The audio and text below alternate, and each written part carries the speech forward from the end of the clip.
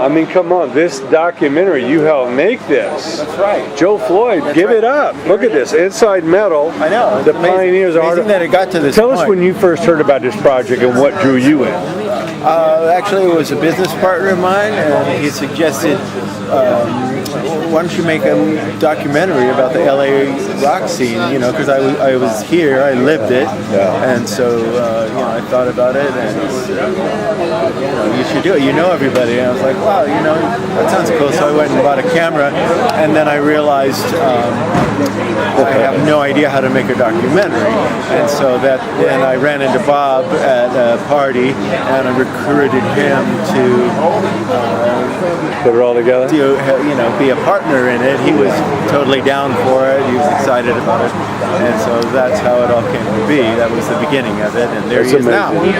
There he is. Bob, come on in. We're talking about the original ideas to make this, and I told him everybody's got great memories, but he's the one responsible for getting me involved. This man right here, which hasn't always been great. He wanted to kill me. So you knew the bands. I think we're all at each other's throats at one point. He knew the bands. You could set it up, but he needed somebody to put all the pieces together. Talk about what your part of the glue in this is. Joe told me about doing this. We were on the podcast, and he had he's telling me, I've got this. My business partner's doing this. I wants to do an LA at a gathering, a party, and we just talked briefly about it, and he goes, I'd like to get you involved. And I'm like, sure, I'd love to get involved. And then he goes, well, I want you to basically, do it. Do the interviews, do everything. I'm thinking, wow, I thought I was just going to, do it. I go, yeah, I would love to. And so it progressed, and we got together, and I kind of told him the artist I want. I said, I don't want to do this typical thing. The Decline's been out. There's a lot of other ones more in the late 80s. I said, I want to kind of focus on the early era, and I kind of had the idea of splitting it into, 3 sections, pre-19, 86, 87.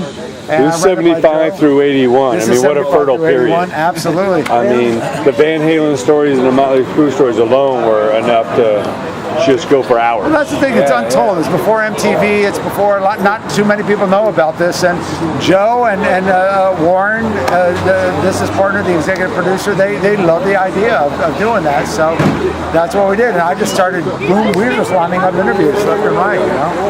Just getting them. What was the hardest one to get? What was the one that? This guy. We've interviewed everyone but this guy. Okay.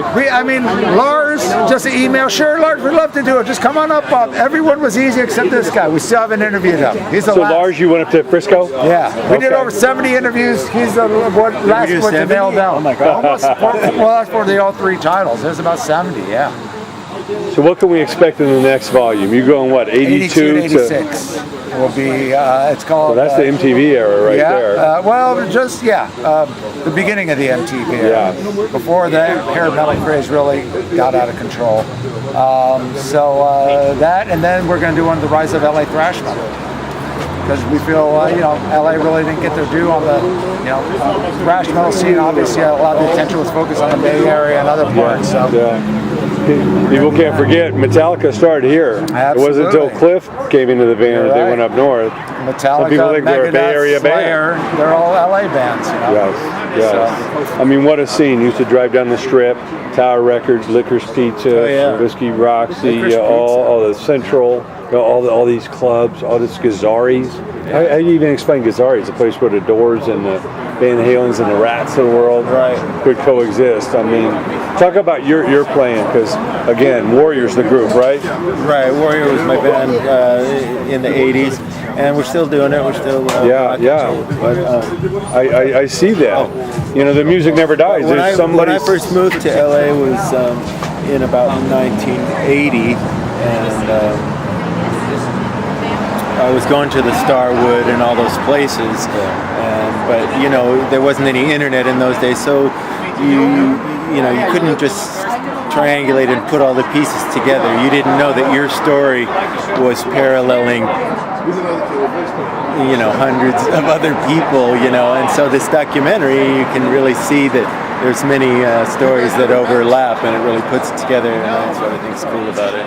It's kind of taking all the different stories and showing how they kind of weave together to make the overall story. I think people coming away from this are going to go, have a good picture of what it. Yeah, I mean, you start to think of this family tree of all these bands, and then this guy joined this band, this one over here. I mean, being in it, you saw the great musicianship and just the fun of just playing in a band, whether you were playing at the corner bar in the garage, and then all of a sudden you saw some of these bands really take off and see that this is possible. Now, you guys had a deal. Was it MCA? Is that the label? Well, we had two labels. We were on Virgin and then on MCA. Okay. Amazing. At the time, it was Virgin was only a European label at that moment, and so it was before Virgin America. Yeah, and so they worked a deal with MCA for the American rights. Okay.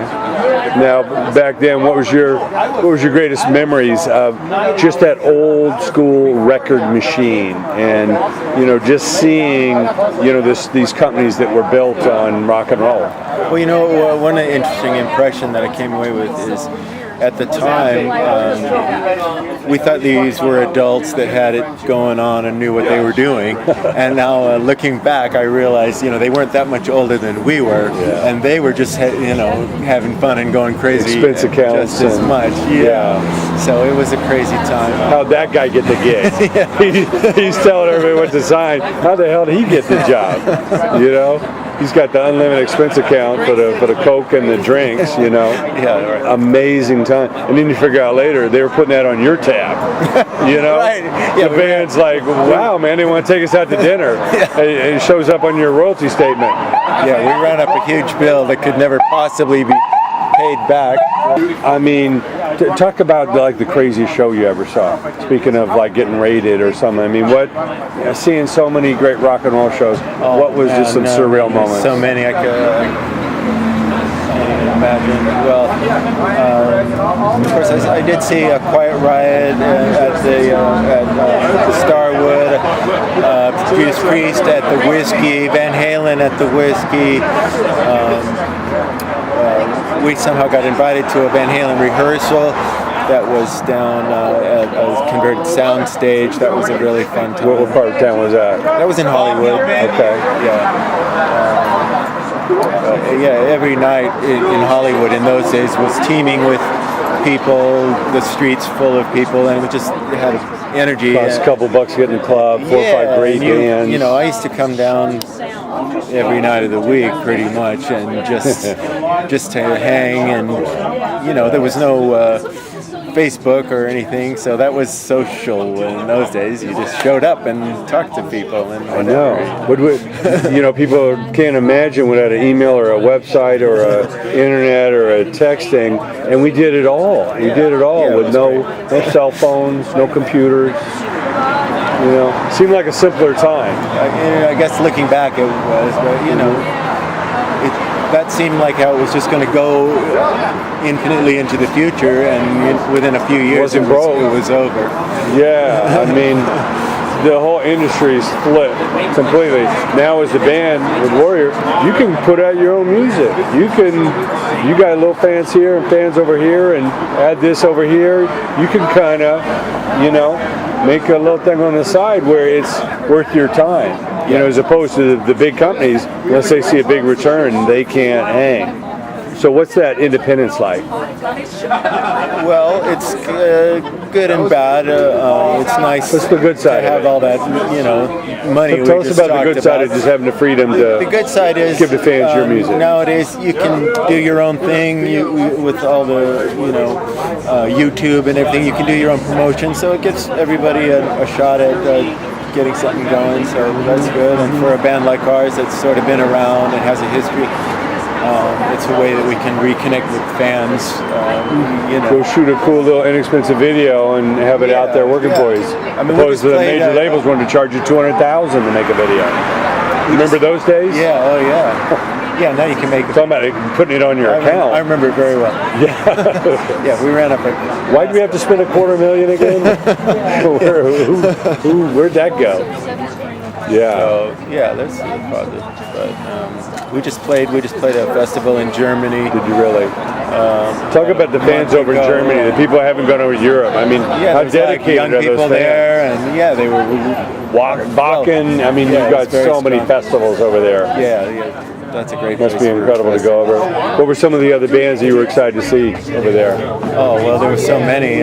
Let's see, we played with Flotsam and Jetsam. They were great. Jag Panzer was great. We hung with those guys. All these bands that I had, some familiarity with, but seeing them, and they were, really good, and the crowd was super strong for everybody, and just into the whole energy was really great. Something you don't see over here. So Sure. So besides good musicianship and great songs, what advice do you give to like the young bands or players coming up today? What do they need to concentrate to even have a chance to have their own little niche? You got to have songs and all that, but the self-promotion is the most important thing. So you're going to have to just realize that you can't count on anybody else to handle that for you. But